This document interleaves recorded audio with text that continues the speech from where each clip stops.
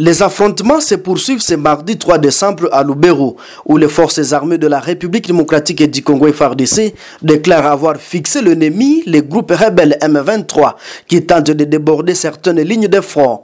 Selon le lieutenant Rugen Mbouyi, porte-parole de l'armée sur le front nord, les lignes de front n'ont pas bougé. Elles restent intactes et toutes les lignes sont sous contrôle des FARDC, citant spécifiquement les zones de Matembe, la colline de Kassinga, le Désantenne et Outoué. Hier, les affrontements ont cessé aux environs de 16h, 17h et ont repris ce matin, toujours entre les FARDC et les forces de défense du Rwanda et les supplétifs du M23. Et cette fois-ci, les combats sont plus concentrés du côté de Outoué, où les FARDC sont en train d'asphyxier, de fixer l'ennemi qui tente de déborder ou de percer certaines lignes de front. Comme je vous l'ai dit, hier comme aujourd'hui, les lignes de front n'ont pas bougé, les lignes restent intactes. Et toutes les lignes sont sous contrôle des FARDC, je cite Matembe, colline Kassinga, Désantenne et Outoué.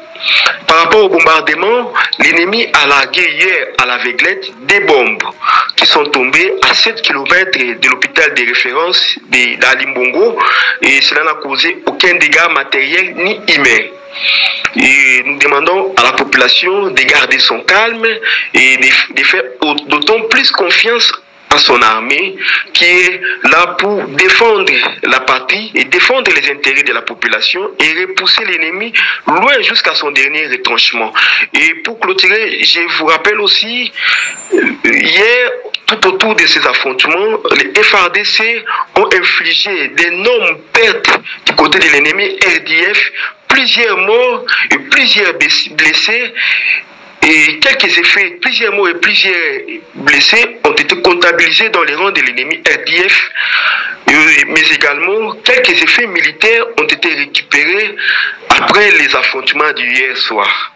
Ces groupes rebelles à larguer des bombes qui sont tombés à 7 km de l'hôpital de référence d'Alimbongo, ça a causé des dégâts. Néanmoins, la situation reste préoccupante à Alimbongo, où des bombardements du M23 ont déjà blessé 4 civils, dont des enfants. Ces frappes ont provoqué une forte inquiétude parmi la population locale. Le FARDC, soutenu par le résistant Wazalendo, continue de repousser les assauts du M23, mais la région de Lubero demeure sous une forte pression, avec les combats de plus en plus violents. La situation reste volatile et la population vit dans l'angoisse face à l'intensification des attaques.